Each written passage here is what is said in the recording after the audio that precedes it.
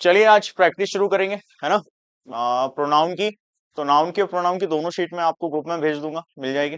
आपने जितना पढ़ा है वो सब हम यहाँ देखते हैं, उसको उस ज्ञान को यहाँ उड़े लेंगे, लगाएंगे, देखेंगे कैसे क्या इंप्लीमेंट होती है चीजें, है ना। स्टार्ट करें भाई। हमने पढ़ा है प्रोनाउन, तो इस्तेमाल ध्यान रखना है, इसका इस्तेमाल कहाँ कहाँ होता है, सब्जेक्ट और ऑब्जेक्ट में, ये थोड़ा सा दिमाग में रखना, ठीक है। कितने प्रकार के पढ़े, 9 एक प्रकार के पढ़े। चल,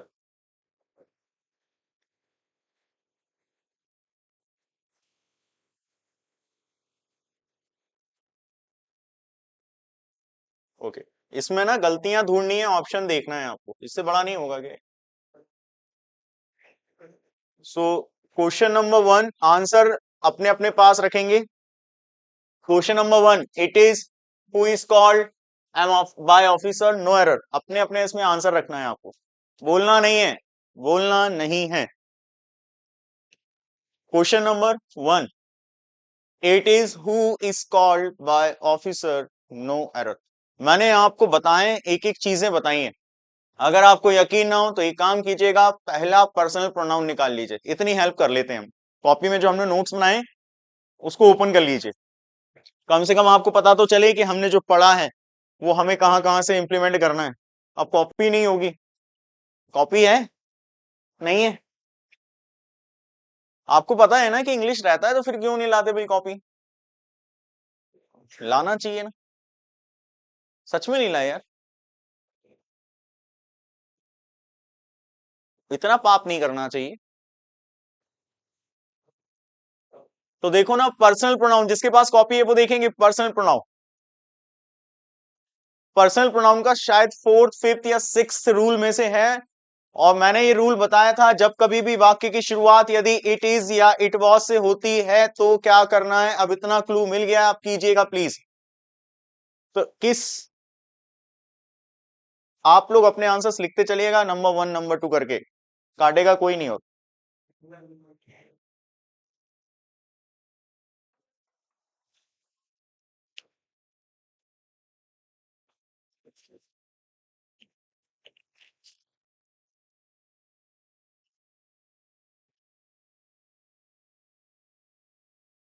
चलिए, कौन से ऑप्शन में एरर है, ए, बी, सी और डी, बताओ। ए में क्या गलती है भाई, इट इज आई नहीं आना चाहिए, क्या आना चाहिए, इट इज मी आना चाहिए, है ना। बहुत बढ़िया, जितने लोग हैं ना, या तो आप सुसाइड कर लो, हैं, बहुत जाएगा, तुम भी कर लो। मैंने एक नियम बताया था दोस्त,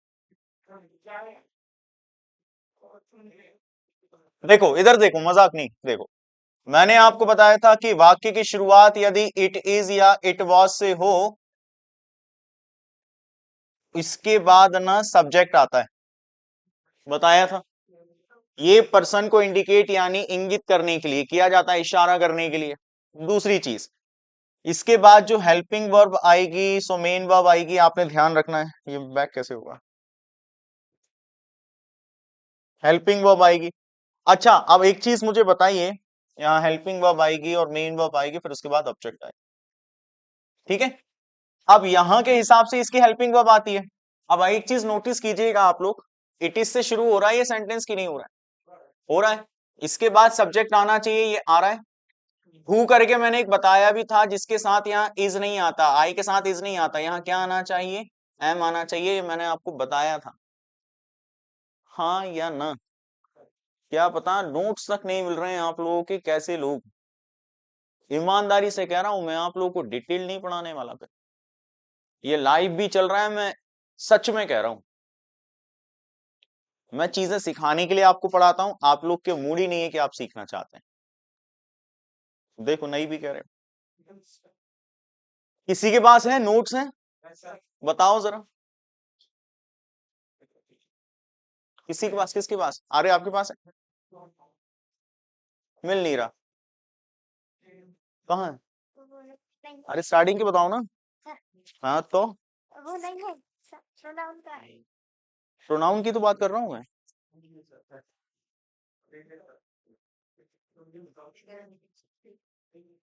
ये देखो, रूल नंबर 4, मैंने कहा था 2 3 4 समथिंग में कुछ होगा।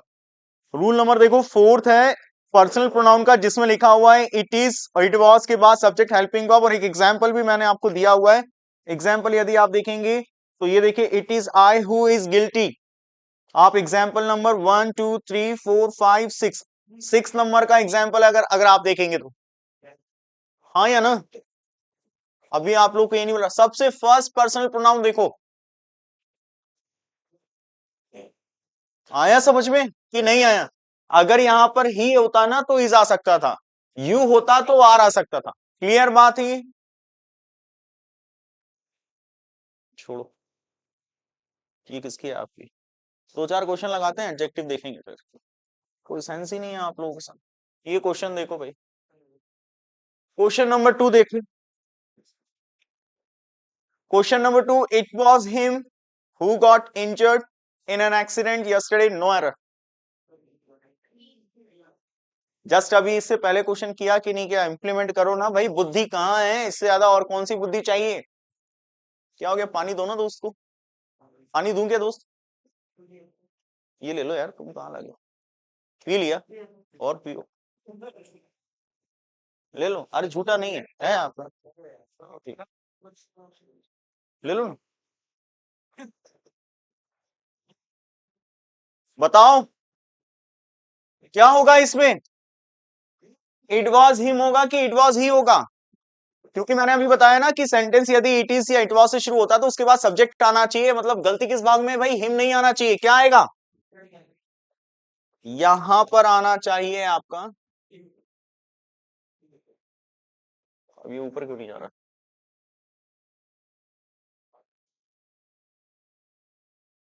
हम्म,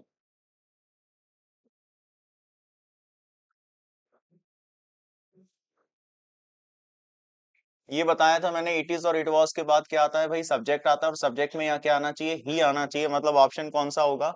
ए। क्लियर? अब ये नहीं पढ़ाया हो तो ऐसा होना चाहिए।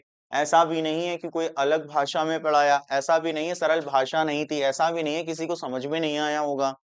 हर तरीके की कोशिश की, लेकिन आप लोग अगर कोशिश नहीं करोगे तो संभव नहीं है कि आप और मैं कभी आगे हम सफर तय कर पाए। ये बात तो सही है, क्योंकि मैंने बहुत ही ऐसी भाषा में समझाया जिसमें हर एक व्यक्ति को समझ में आता। बाकी राम भरोसे है। यहां देखो भाई, पायल as well as her friends absented themselves from the class because it was the day of Bihar band। ये क्वेश्चन जरूर आप लोग एक बार ट्राई कीजिएगा। ये थोड़ा सा अलग क्वेश्चन है, ये अपने टेंस में आता है, सब्जेक्ट वर्ब एग्रीमेंट में। इसके लिए मैं एक तरीका बताऊंगा, इसको लिख लेना।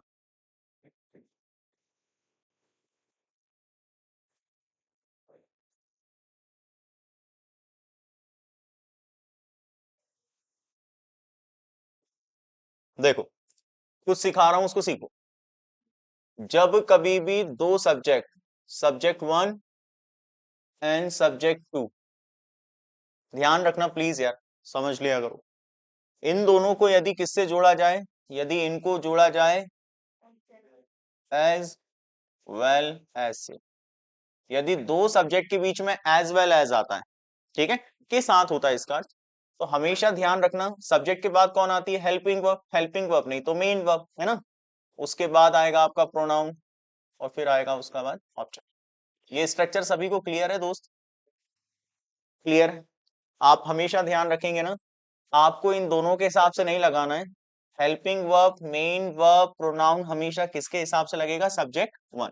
यदि सब्जेक्ट वन में आपका सिंगुलर है तो singular helping verb, main verb, और सिंगुलर ही क्या लगेगा बेटा? प्रोनाउन। यदि यहाँ कोई लड़का है तो यहाँ आ जाएगा दिस, और क्षमा चाहूंगा हिज। लड़की है तो हर, और कोई नॉन लिविंग थिंग है तो इट। और इसी तरीके से अगर रिफ्लेक्सिव प्रोनाउन हमने बात की थी, reflexive pronoun and emphatic pronoun always use according to the subject. लेकिन whenever two subjects is joined with the help of as well as, then we have to follow the first subject। तो अगर यहाँ पर मान लीजिए लड़की आया हुआ है तो यहाँ होना चाहिए हर सेल्फ। यहाँ अगर बहुत सारे हैं तो यहाँ आना चाहिए दैम सेल्फ। यहाँ पर कोई लड़का है तो यहाँ आना चाहिए हिम सेल्फ। ये रूल समझ में आया? अब यहाँ पर यदि आप पढ़ते हैं तो पायल और एज वेल एज, अगर आप नोटिस करेंगे ना, थोड़ा सा ध्यान देंगे तो आपको देखने को मिलेगा यहाँ एज वेल एज, और यहाँ आया अपना सब्जेक्ट वन पायल, और दूसरी जो है वो उसकी दोस्त। यानी ये बहुत सारे देखो, हर फ्रेंड्स प्लूरल है। लेकिन helping verb main verb pronoun किसके हिसाब से लगेगा दोस्त? सब्जेक्ट। और जैसा हम जानते हैं, जैसे ही मैं आगे पढ़ा ना, एब्सेंटेड लिखा हुआ है, एब्सेंटेड वर्ब की सेकंड फॉर्म है, और जस्ट उसके आगे गया देमसेल्व्स, और मैंने कहा था सेल्फ और सेल्व्स वाले शब्द यदि लास्ट में आते हैं तो रिफ्लेक्सिव होते हैं, जस्ट कल ही बताया था मैंने, रिफ्लेक्सिव होते हैं। और जितने भी रिफ्लेक्सिव और इंफेटिक होते हैं हमेशा किसके हिसाब से लगते हैं? सब्जेक्ट के। लेकिन यहाँ कितने सब्जेक्ट हैं? दो। मैंने अभी आपको बताया एज वेल एज से अगर दो सब्जेक्ट जुड़े हो तो कौन से सब्जेक्ट को फॉलो करना है? फर्स्ट को। तो यहां पर पायल है, सिंगुलर है, लड़की है, देमसेल्व्स नहीं आना चाहिए था, क्या आना चाहिए था? हरसेल्फ। यानी किस वाले में गलती है? इस वाले में। देमसेल्फ नहीं आना चाहिए, क्या आना चाहिए? हरसेल्फ। क्लियर है ये चीज? राइट डाउन दिस रूल, लिख लेना रूल नंबर वट जो भी लिखना है, लेकिन जो मैं बोल रहा हूं वो लिख लेना। when two subjects are joined when two subjects are joined when two subjects are joined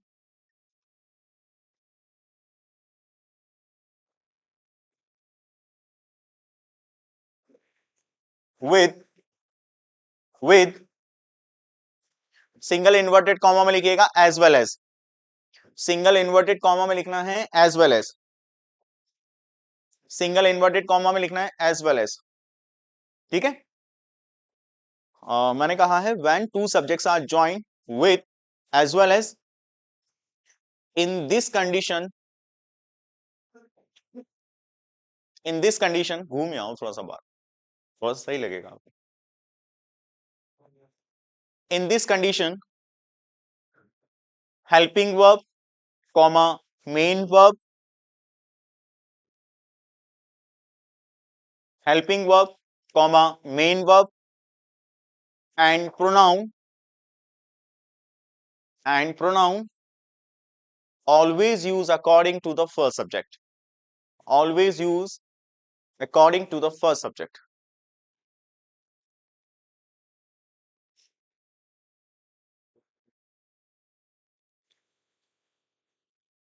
चलिए लिख लिया भाई, समझ में आया?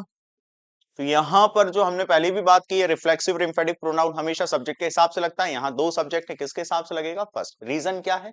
As well as. मुझे कैसे पता चला कि एरर किस में होगा?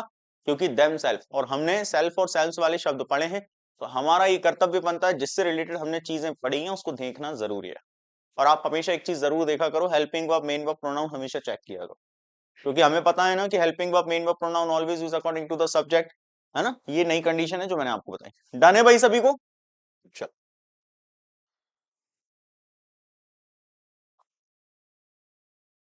चलिए यहां पर आया है any of the two pictures. हमने एनी से रिलेटेड कुछ पढ़ा है? एनी एनी एनी कुछ क्या था? 6 कुछ पढ़े थे, उनका नाम बता दो बस, कौन से प्रोनाउन थे वो? डिस्ट्री, वो भी मैं बोल दूं? जब बोल दिया डिस, तो आप बोल सकते हो डिस्ट्रीब्यूटिव। डिस्ट्रीब्यूटिव पढ़े? एक बार मैं रिकॉल कर रहा हूं, सुनना कौन कौन से थे अपना। Each, every, any is used for one but among many, बहुत सारे में से एक को सेलेक्ट करने के लिए था। क्या वो दो के लिए था? जस्ट मैंने आपको बताया भी था। अच्छा, ये जो क्वेश्चंस है ना, ये एसएससी में आए हुए क्वेश्चंस है, ये रियली है। तो आपको अगर इन्हें सर्च करेंगे गूगल पे तो आपको आसानी से मिल जाएंगे। आप देखेंगे एनी का इस्तेमाल यहाँ दो के लिए होना चाहिए, एरर आपको यही दिख गया, यानी एनी वाला ये ऑप्शन जो है वो गलत है। अब इसका इंप्रूवमेंट करो, क्या आएगा? ईदर आएगा, either of the two. Clear है ये चीज? समझ में आ गया? उसके बाद क्वेश्चन नंबर 5 लिखा हुआ है the board of directors want all possible facilities and allowances for itself. सोचो, सोचो, ये पूरे शब्द हमने पढ़े, आपको इन सभी शब्दों में क्या पढ़ा सा लिख रहा है, लग रहा है? कौन सा शब्द जो आपने पढ़ा है? सेल्फ वाले शब्द पढ़े। मैंने आपको कहा है जितने अच्छे सेल्फ वाले जितने भी होते हैं वो कौन से होते हैं? एम्फेटिक और रिफ्लेक्सिव। जितना पूछूं उतना तो हाँ बोलना, नहीं समझ में आए तो ना बोल देना हमें याद नहीं है, ऐसा बोल देना। इतना क्लियर है? हमने सेल्फ वाले शब्द पढ़े, इन्हें कहते हैं रिफ्लेक्सिव और एम्फेटिक। इतना डन? हमेशा रिफ्लेक्सिव और एम्फेटिक किसके हिसाब से लगते हैं? सब्जेक्ट के हिसाब से। हाँ या ना? अब मुझे एक चीज बताओ दोस्त कि जो सब्जेक्ट इसमें वो कौन है? वो सब्जेक्ट है अपना द बोर्ड ऑफ डायरेक्टर्स। भैया यहाँ बोर्ड ऑफ डायरेक्टर्स एक है या बहुत सारे हैं? बहुत सारे के लिए दैम लगता है या इट लगता है? दैम लगता है। यहां पर क्या लगा रहे हैं ये? तो गलती किस वाले में है भाई? यहां क्या आना चाहिए था? Them selves. देखते से ही आपको एरर मिलेंगे, कुछ नहीं है, ऐसा भी नहीं है कि मैंने कुछ छुड़वाया है। जो लगता है कि हाँ भाई मैंने नहीं बताया, रूल्स उसके लेकर थे ही नहीं तो मैंने आपको बता दी। चलो ठीक। उसके बाद नेक्स्ट, ये लेट वाला भी बताया था मैंने, ध्यान हो तो। कोई बोलेगा नहीं, जिससे मैं पूछूं वो आंसर बताना। लेट वाला मैंने बताया था। नहीं हो तो कॉपी में वो रूल्स देख सकते हैं। ये पर्सनल प्रोनाउन में आई थिंक फर्स्ट ही है।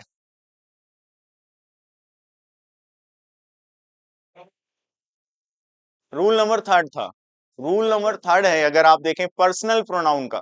जब मैंने डिस्क्रिप्शन दिया था ना, ये पर्सनल प्रोनाउन के नियम वगैरह समझाए थे, तब देखो एक भी ऐसी चीज नहीं छोड़ी यार। कैसे कैसे लोग हैं।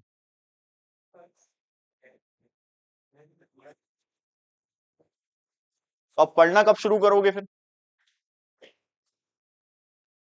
बताओ। अच्छा, जो मैं पढ़ाता हूँ वो चीज समझ में आती है या नहीं? नहीं, ईमानदारी विद्या रानी कसम खाकर बोलो कि नहीं आती।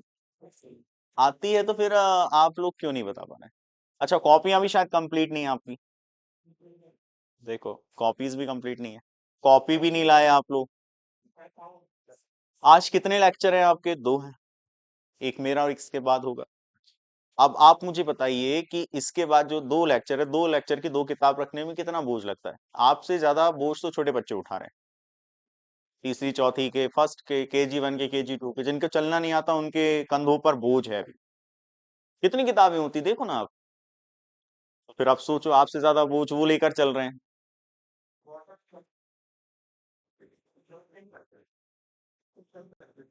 तो क्या करना है फिर भाई? पढ़ो। और ऐसा नहीं है, मैंने इंग्लिश लैंग्वेज को बहुत, मेरे हिसाब से मैंने एफर्ट्स लगाए हैं कि जितना नॉर्मली पढ़ा सकूं मैंने पढ़ाने की कोशिश की। आपको ऐसा लगता है और नॉर्मल करने की जरूरत है, यानी और इजी करने की? देखो, मैंने तो मेरी तरफ से इजी की। शायद मुझे उतना इजी लगा वो। आपने पढ़ा, वो आपको इजी लगा या नहीं लगा, बस इतना मुझे बता दो तो मैं उसे आगे से सही करने की कोशिश करूं। तो फिर क्या गलती है भाई? किस चीज में कमी? तो करोगे कब? आपको पता है ना कि गलती किसकी है, तो सुधार कब होना चाहिए? तो फिर कब?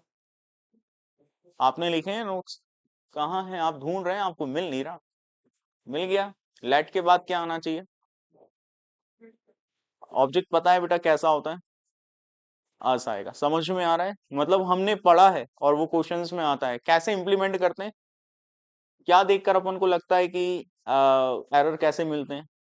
क्योंकि हमने लेट से रिलेटेड पढ़ा है ना। हाँ। और यहाँ इसने क्या लगा दिया? सब्जेक्ट लगा दिया, तो लेट वी होगा या लेट? क्लियर है ये चीज? चलो।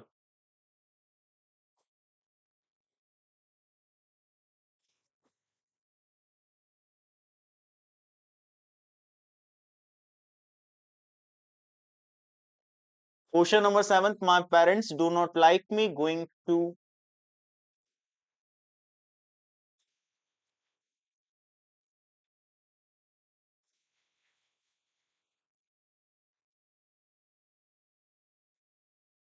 क्या होगा बताओ? ये बहुत प्यारा क्वेश्चन है। My parents do not like me going to movies. थोड़ा सा दिमाग दौड़ाओगे आ जाएगा। और कुछ?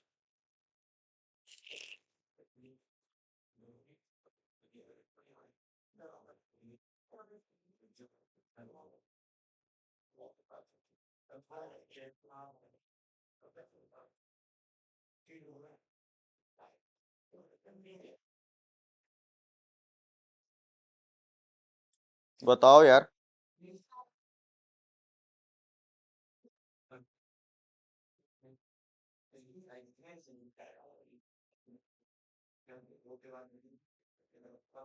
आप किस आधार पर कह रहे हैं कि गोइंग होगा? अच्छा, मुझे इसका स्ट्रक्चर फॉर्म करके बताओ जल्दी से। स्ट्रक्चर फॉर्म करो, देखते हैं स्ट्रक्चर फॉर्म कर पाते हो कि नहीं। क्योंकि जो मैंने पढ़ाया वो आता है कि नहीं आता वो भी तो देखें। बनाओ जरा। मेरा पढ़ाना तरीका सही तब होगा जब उस चीज को आप प्रश्न सॉल्व कर सकते हैं, तभी तो उसका कोई सेंस।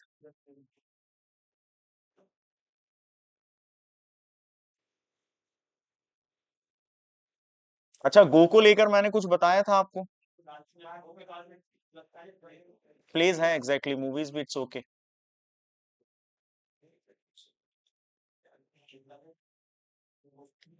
बाकी और दिमाग लगा सकते हैं, अभी मैं कुछ बताना नहीं चाहता, बस मुझे स्ट्रक्चर बता दीजिए कि कैसे स्ट्रक्चर बनेगा।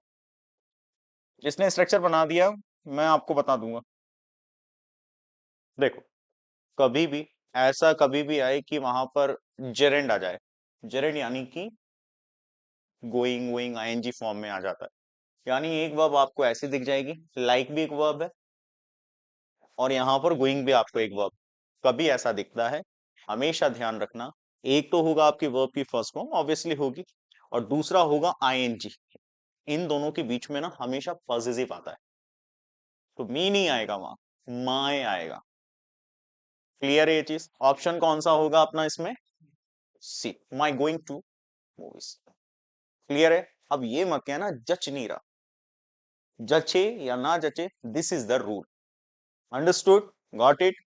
नेक्स्ट क्वेश्चन, ये द अकाउंटेंट मस्ट फॉलो, ये बताओ, इससे रिलेटेड भी हमने पढ़ा है, बताइए इसका क्या होगा। हमने कौन सा पढ़ा हुआ है? अच्छा, ये पूरे वर्ड दिख रहे होंगे, इस पूरे वर्ड में हमने कोई वर्ड दिख रहा है आपको? है ना, वंस दिख रहा है। वंस कब आता है? जब आगे वन हो। यहाँ आगे वन है क्या? तो भाई यहाँ अकाउंटेंट है, और अकाउंटेंट्स लिखा हुआ है या अकाउंटेंट लिखा हुआ है? एक होगा। एक के हिसाब से जब जेंडर ना मालूम हो कि फीमेल है या मेल है तो क्या लगाते हैं? मस्कुलाइन। मस्कुलाइन के हिसाब से यहाँ पर वंस लिखा हुआ है, और ये पॉजिटिव केस का है। कौन से केस का है? क्योंकि एस लगा आ रहा है ना इसमें, इसलिए पॉजिटिव है। तो यहाँ पर वंस ना आकर के आना चाहिए हिज। ऑप्शन कौन सा होगा दोस्त? बी में है ना, हिज टैग। क्लियर है ये चीज? समझ में आया? चलो, उसके बाद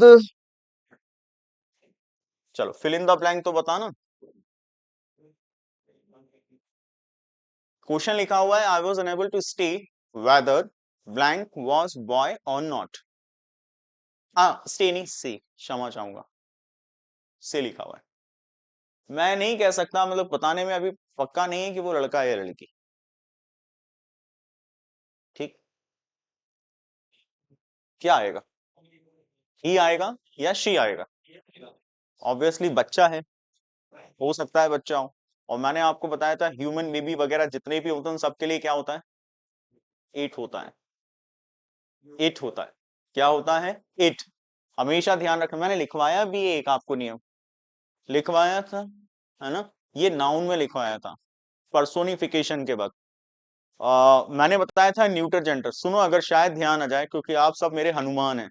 हनुमान जी को जैसे शक्ति के अभाव था ना, कि मेरे पास ये शक्तियां हैं, वो भूल गए थे। आपके पास भी बहुत अच्छी शक्तियां, लेकिन आप भी भूल जाते हैं। एग्जैक्टली क्या है?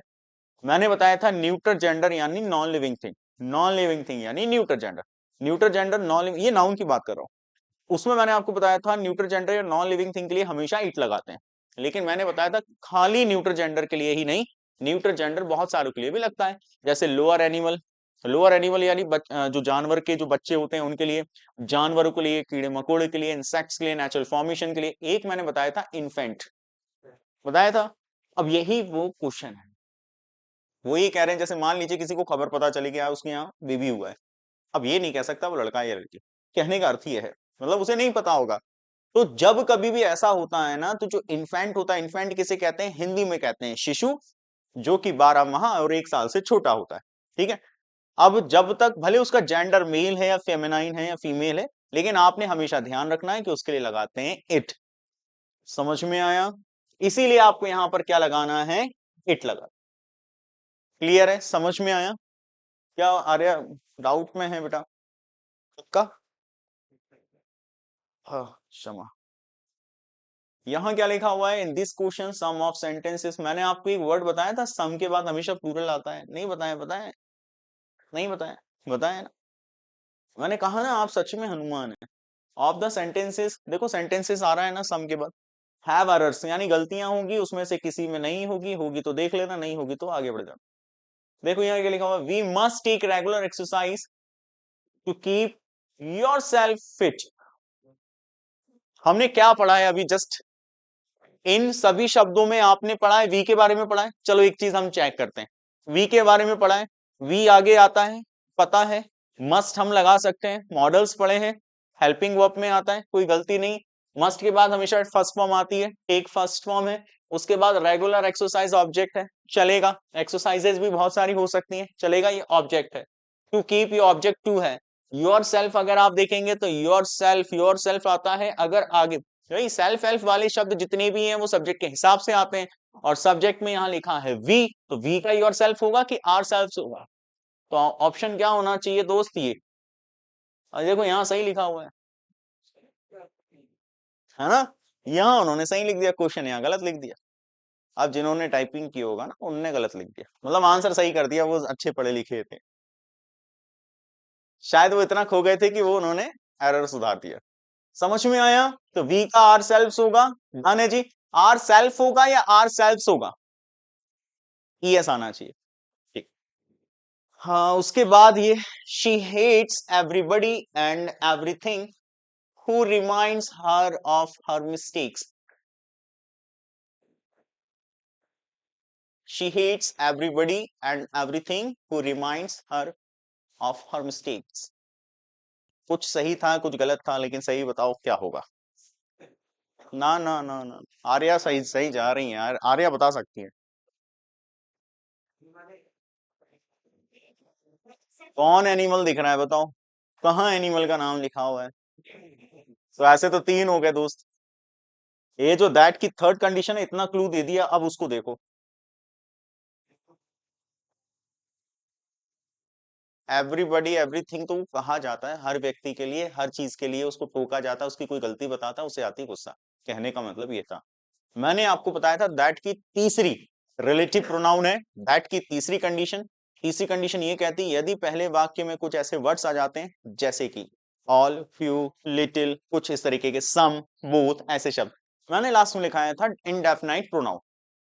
और यहां अगर आप देखेंगे सेंटेंस फर्स्ट में आपका indefinite pronoun everybody and everything आ रहा है, in that case you have to use that. और यहां क्या इस्तेमाल कर रहे हैं? हु। समझ में आया या नहीं आया? नहीं आया? आपने लिखा है रिलेटिव प्रोनाउन लिखा है, ओपन कीजिए। हमें जल्दबाजी किसी में नहीं है, आराम से चलेंगे, नहीं होगा तो पूरी क्लास प्रैक्टिस की। लिखा है? किस किस को नहीं मिला? नहीं मिला रिलेटिव प्रोनाउन? नहीं, आपने लिखा है, इनको बताओ ना।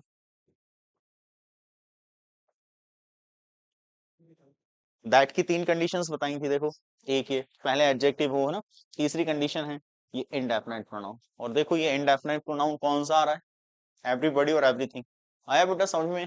कहाँ? नहीं मिला आपको? मिला? आपको मिला? क्या नाम है? बबली?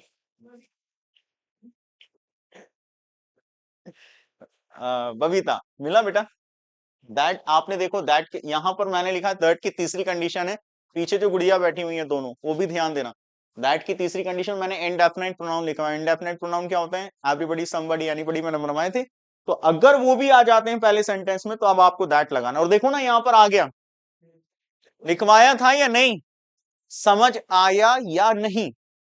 तो आगे बढ़े, विकास भाई आगे बढ़े। चलिए, ये वाला कौन बताएगा? और आंसर कोई नहीं कहेगा, विद्या रानी कसम दे दूंगा नहीं तो।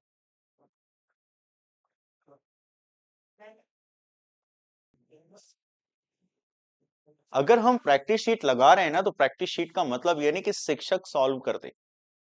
करने में मैं अभी कर दूंगा, अभी फटाफट कर दूंगा, आप हाँ हाँ करते रह जाओगे और मैं यस यस करते निकल जाऊंगा। एग्जैक्टली जो चीज हम पढ़ रहे हैं उसे आप इंप्लीमेंट कर पा रहे हैं, नहीं कर पा रहे हैं तो एग्जैक्टली ना मुझे वो चीज बताना चाहिए। भले साला हम लोग ऐसा हो कि 4 क्वेश्चन कर पाए 1.5 घंटे में, चलेगा, लेकिन इम्प्लीमेंटेशन इज मोस्ट इंपॉर्टेंट। जो आपने पढ़ा है उसको एग्जीक्यूट कैसे करें, उसे इंप्लीमेंट कैसे करें, ये चीज आपको इंपॉर्टेंट है यार। हाँ या ना? अब हमने पढ़ लिया, कुछ कुछ कंटेंट ऐसे होते हैं जो पढ़ लिया, पढ़ने में बड़ा समझ में आती है चीजें, और पूछा उससे एक भी क्वेश्चन नहीं जाता। हाँ या ना? और ऐसा नहीं है मेरे क्वेश्चंस है, ये क्वेश्चंस निकाले हुए, एग्जैक्टली निकाले हैं नहीं मेरे, लेकिन ये साइट से निकले हुए। दूसरी चीज, कुछ ऐसे कंटेंट होते हैं, मैं किसी फैकल्टी का किसी का कोई नाम नहीं है, लेकिन ऐसे कंटेंट होते हैं जो समझ में ही नहीं आते तो इंसान पढ़ता ही नहीं। कुछ ऐसे होते हैं जो समझ में आ रहे हैं लेकिन वो इंप्लीमेंट ही नहीं हो रहे हैं, एग्जीक्यूट ही नहीं हो रहे हैं, एग्जाम में ही नहीं आते, लेकिन वहां हमें लगता है कि चीजें तो बड़ी अच्छा समझ में आई यार, बहुत अच्छा समझ में आया। अगर हम पढ़ रहे हैं तो इसे इजी वे में पढ़ा हमने, अब उसे एग्जीक्यूट कर रहे हैं, इंप्लीमेंट कर रहे हैं कि इन रूल को कैसे इंप्लीमेंट करना है, क्या क्या चीजें पढ़ी हैं, क्या क्या चीजें आ रही हैं। तो ये वाला कौन बताएगा, हाथ उठाओ। मेरी नजर है गुड़िया पर, आप बताएंगे क्यों? 2 सब्जेक्ट है, ठीक है। एक सब्जेक्ट कौन सा है बेटा? गुड़िया आप हैं, आप में से गुड़िया कौन है? तो ये बताएं क्या नाम है दूसरा? राधिका। राधिका फर्स्ट तो हो गया एक सब्जेक्ट ये, दूसरा सब्जेक्ट ये मैंने कहा था एंड से जोड़ना जरूरी है, एंड से जोड़ा है, एंड भी देखना जरूरी है, ठीक है। दूसरी चीज क्या? दूसरी चीज क्या? क्षमा चाहूंगा। हाँ नहीं, यहाँ तो दैट आया, क्यों आया? ये 2 सब्जेक्ट आपने बताया, इसका क्या करें फिर? अब एक पर्सन है तो ये पर्सन है, और ये क्या? एनिमल वगैरह। तो ये सीक्वेंस सही है, या मैंने ये कहा था कि पहला आपका एनिमल आना चाहिए, दूसरा पर्सन आना चाहिए, ये बताया था आपको? तो इसमें पहले कौन आ गया और दूसरा क्या आ गया? तो ये सही है या गलत है? अरे कैसे सही है? पहला एनिमल होना चाहिए ना। जिसको कॉपी में देखना है देख सकता है। गुड़िया। अच्छा, जब आता है तो एक्साइटमेंट ज्यादा होती है ना, तो निकल ही जाता है। चलो कौन एक्सप्लेन करेगा अच्छे से? नहीं, अब गुड्डू से पूछेंगे, आप ही बोलेंगे। क्या नाम है दोस्त आपका? नहीं बताओ। पहले पर्सन आता है फिर एनिमल, यदि इन्हें एंड से जोड़ा जाए ऐसी स्थिति में क्या आता है? दैट। क्लियर है ये चीज? डन है, चलो उसके बाद नेक्स्ट बताओ भाई।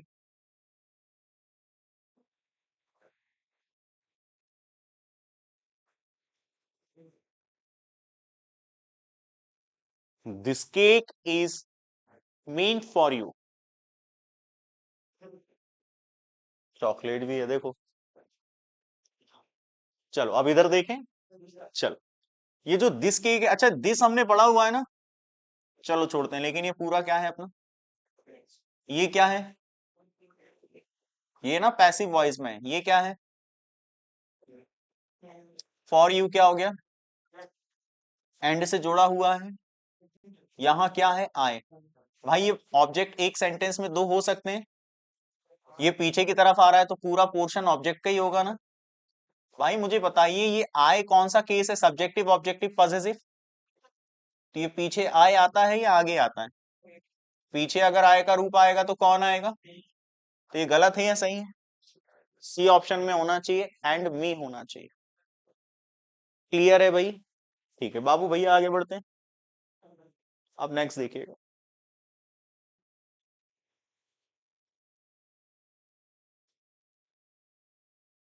Option C. वेरी गुड, कैसे पता चला बेटा आपको?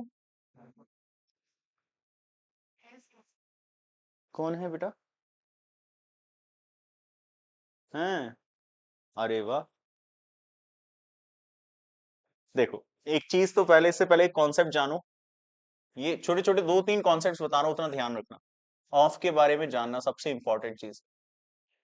ऑफ के ना 2 मतलब होते हैं। एक होता है काकी के।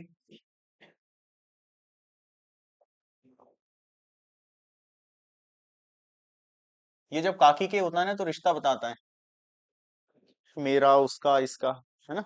लकड़ी की काठी, काठी पे घोड़ा, घोड़े के दुम, है ना।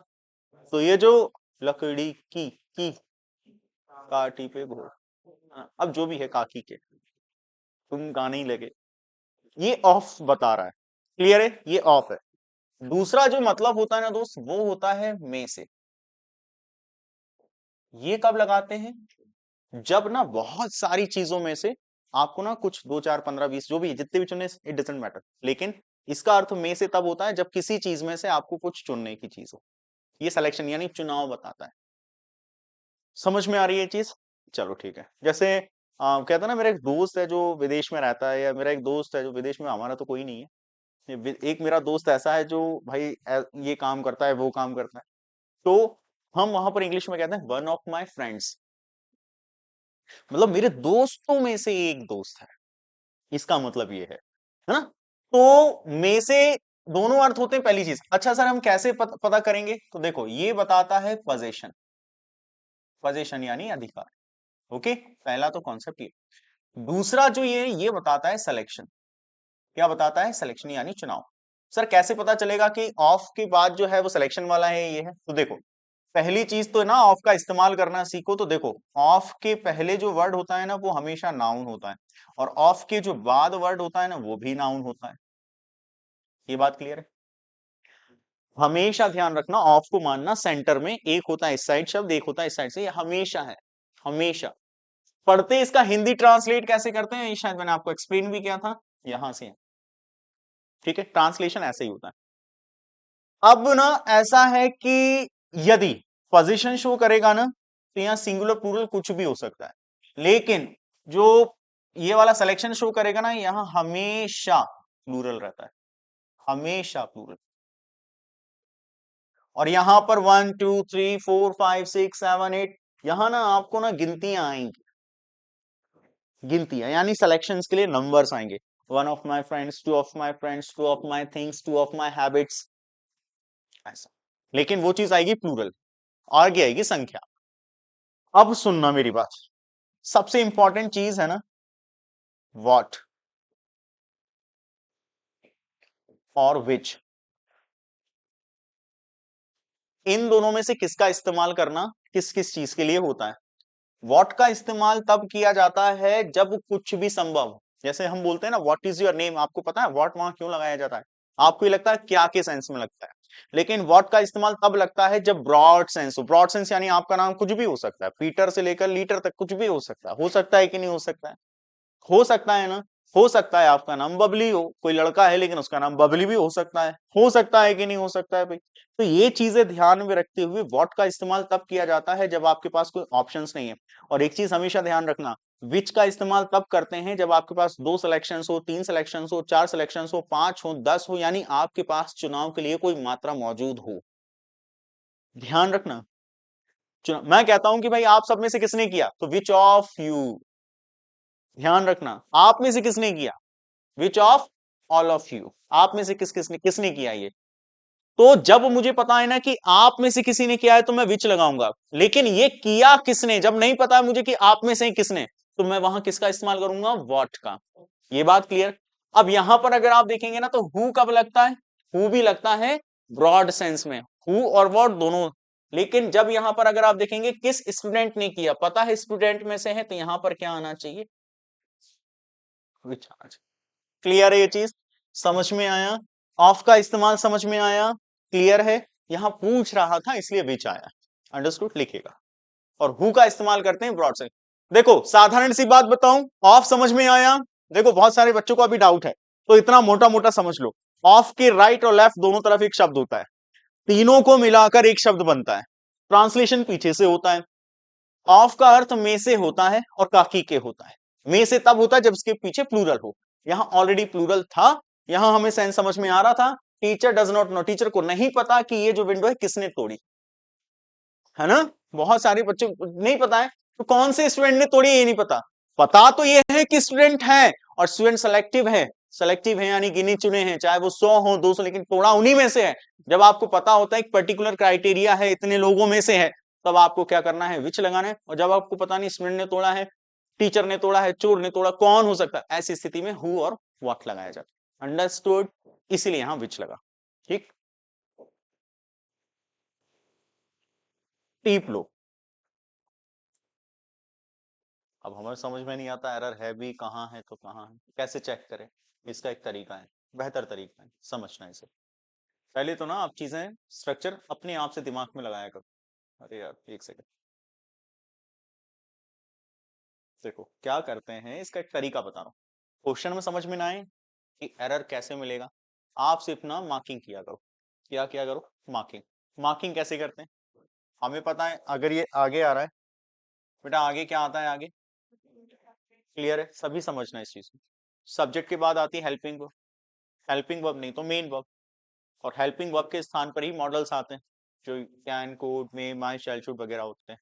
ये बात क्लियर है? अगर आप यहाँ नोटिस करेंगे ना कि शुड आपका मॉडल आ रहा है, जो कि आ सकता है। मॉडल्स दो तरीके के होते हैं, एक ऐसे होते हैं जिनके साथ हैव आता है, एक ऐसे होते हैं जिनके साथ हैव नहीं आता। जिनके साथ हैव आता है उसमें वर्ब की थर्ड फॉर्म आती है, जिसके साथ हैव नहीं आता उसमें वर्ब की फर्स्ट फॉर्म आती है। क्या शुड के साथ हैव दिख रहा है आपको? तो मतलब वर्ब की कौन सी फॉर्म आनी चाहिए? फर्स्ट। ये बात क्लियर है? तो यहाँ पर ऑलवेज लिखा हुआ है इट्स ओके, ये तो अपना फ्रीक्वेंसी है। एविल जो है ना ये फर्स्ट फॉर्म है, फायदा उठाना किसी चीज का। एविल का मतलब क्या होता है? फायदा उठाना। ये वर्ब हो गई, ठीक है। उसके बाद दिस गोल्डन अपॉर्चुनिटी हो गया आपका ऑब्जेक्ट। क्या मुझे बताइए, दिस गोल्डन अपॉर्चुनिटी ऑब्जेक्ट में नहीं आ सकता है क्या? आ सकता है भाई, नाम है कुछ भी, आगे और पीछे दोनों जगह आ सकता है। दूसरी चीज, शुड के बाद कोई हैव नहीं है, तो वर्ब की फर्स्ट फॉर्म ही है ना ये? हाँ जी, फर्स्ट फॉर्म ही। दूसरी चीज, वैसे तो इनमें आपको उलझना ही नहीं चाहिए था, है ना, लेकिन मैं आपको तरीका बता रहा हूं कि आप कैसे इसमें सोचे कि एग्जैक्टली सर सही है या गलत है। सो हम जो प्रोनाउन देखते हैं, प्रोनाउन वी नो दैट कि we have to use only two places, in the place of subject and not object. Understood?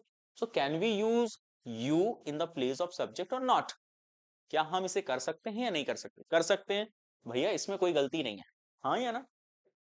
उसके बाद क्या यहाँ पर कोई ऑब्जेक्ट है? हाँ ऑब्जेक्ट है, लेकिन यहाँ नाउन है गोल्डन अपॉर्चुनिटी, ठीक है, सुनहरा मौका, ये एक नाउन है। समझ में आया?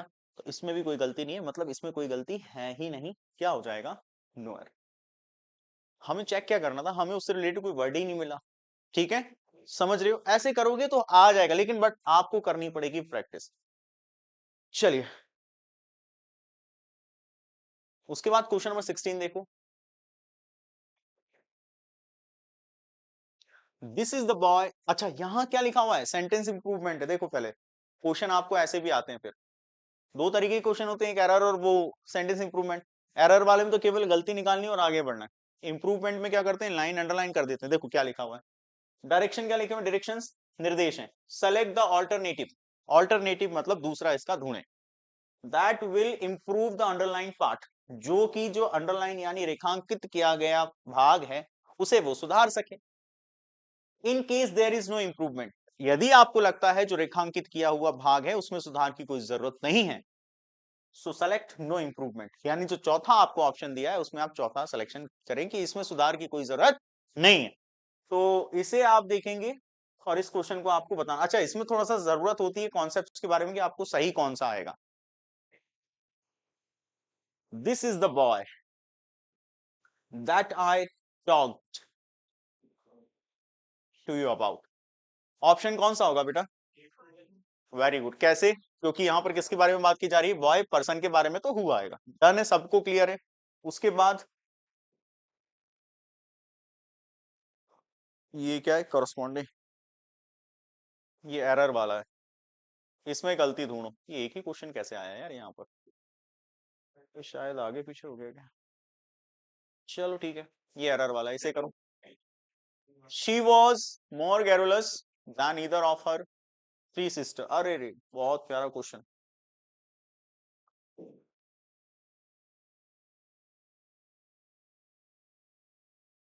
पूरे वर्ड पढ़ो, एक एक वर्ड देखो, और एक एक वर्ड से रिलेटेड कोई, अगर तीन वर्ड पढ़े हैं अपन ने तो तीनों वर्ड को मार्क करो, और एक वर्ड को पढ़ा है तो एक वर्ड को मार्क करो। ईदर लिखा है, ईदर पढ़ा है, कौन सा प्रोनाउन है? डिस्ट्रीब्यूटिव है। डिस्ट्रीब्यूटिव ईदर किसके लिए इस्तेमाल किया जाता है? और यहाँ कितनी बहनें बोल रहे हैं, तो ये सही है क्या? अच्छा एक एक की बात कर रहे हैं या तीन में से एक की बात कर रहे हैं? तीन में से एक की बात कर रहे हैं, तो ये दो से ज्यादा में, दो से ज्यादा और एक, हाँ क्या लगेगा? एनी। तो क्या आ जाएगा इधर की जगह? Any offer. अंडरस्टूड? पक्का सबको क्लियर है?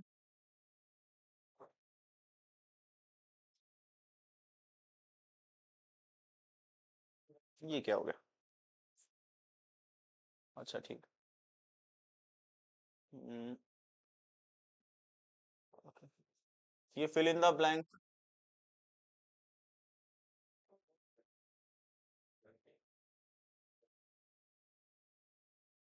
Question number 18। He is the most wonderful person blank I have ever met. That क्यों? मैंने बताया था मोस्ट के बारे में, यदि आगे मोस्ट वोस्ट आ जाए या ईएसटी वाली आ जाए तो आप क्या लगाओगे? दैट लगाओ। सभी को क्लियर है दोस्त? ठीक। उसके बाद नेक्स्ट डायरेक्शन 19 से 27। In this question some of the sentences have error and some have none. Find out which part of the sentence has error. गलती वाला बताना है। 19वां देखो भाई। They are requested to do one's work. ठीक है। अच्छा इंप्रूव करो इसे। इंप्रूव यानी सही क्या होगा? क्या आएगा? देयर आएगा। समझ रहे हैं ना क्यों? क्योंकि आगे क्या लगा है? तो मैंने बताया ना, always pronoun use according to the subject. Sheela, Sheela की। गाना सुना है आपने? गाना सुना रहा हूँ क्या मैं? यहाँ क्वेश्चन कह रहे सुना है। ये वाला बताओ। Sheela is more beautiful than हर।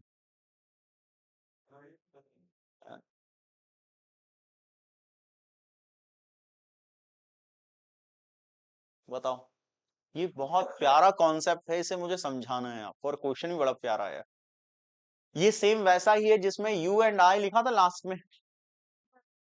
अभी जस्ट एक क्वेश्चन किया था अपन ने जिसके लास्ट में यू एंड आई, क्वेश्चन याद नहीं आ रहा है ना, तो मी आना चाहिए। तो देखो ऐसा होता है दोस्त, अगर कभी भी कंपेयर हो, सेंटेंस में क्या होना चाहिए? कंपेयर, तुलना या समानता। कोई भी चीज होती है ना, तो नियम क्या कहता है इंग्लिश का, कि सब्जेक्ट की तुलना सब्जेक्ट से होती है, ऑब्जेक्ट की तुलना ऑब्जेक्ट से होती है।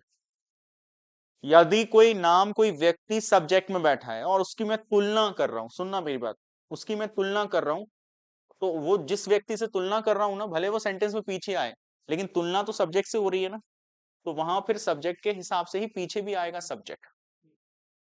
ये ध्यान रखना।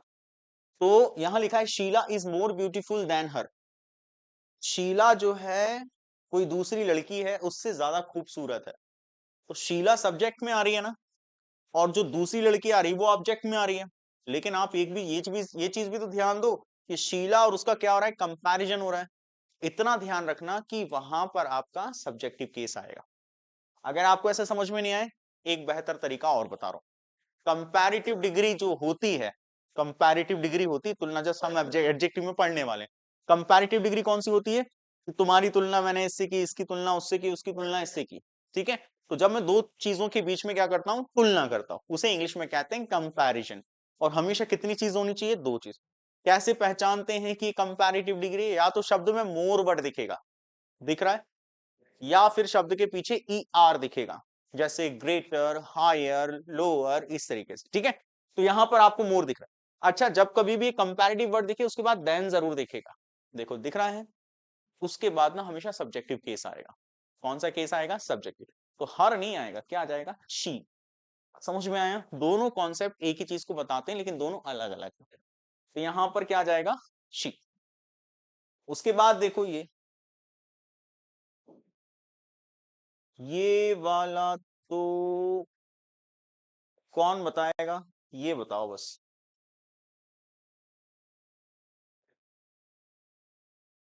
अब मैं बता देता हूं रिलेटिव प्रोनाउन में से, अब इतना ध्यान दो। रिलेटिव प्रोनाउन किताबें हैं अपने पास की नहीं है?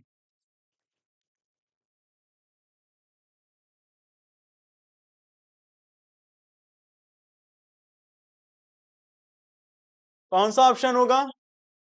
द सेम आ रहा है। मैंने आपको बताया था यहां पर फिर क्या आता है? दैट आता है। क्लियर है भाई? ठीक। उसके बाद देखो यहां पर क्या होना चाहिए। और मैंने जितने स्पॉट बताए थे ना, एरियाज, और जैसे जैसे एरर क्रिएट करके दिए थे वैसे वैसे देखो क्वेश्चंस में भी आते हैं। ऑप्शन सी क्या होना चाहिए? आर सेल्फ होना चाहिए, है ना? आर सेल्फ होना चाहिए, क्योंकि आर सेल्फ होता ही नहीं। कोई बात नहीं, गुस्सा नहीं करते बेटा।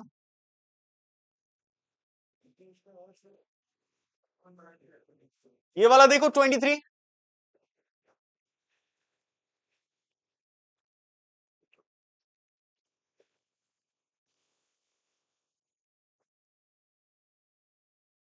बताओ।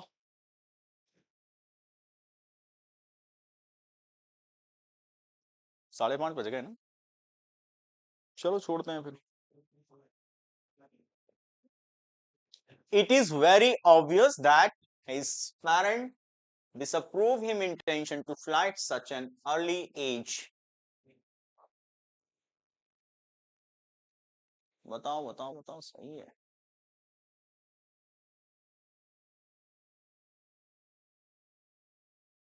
हम्म, कुछ तो गड़बड़ है। कहाँ आएगा his? Very good. His intention होगा ना, हिम इंटेंशन थोड़ी होगा। समझ में आ रहा है? पढ़ के कुछ लग रहा है दिमाग से? एग्जैक्टली आप कौन सा एरर बता रहे थे? वही था, ये वाला ना। हाँ फिर ठीक है, ये वाला बताओ। He bought a house the price of which was 5 lakh rupees.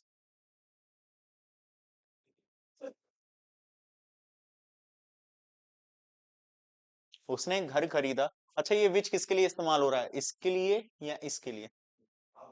Well done. तो विच आएगा कि सही आएगा, विच है या नहीं आएगा कि नहीं आएगा? ठीक, दैट वाली कोई कंडीशन है ही नहीं।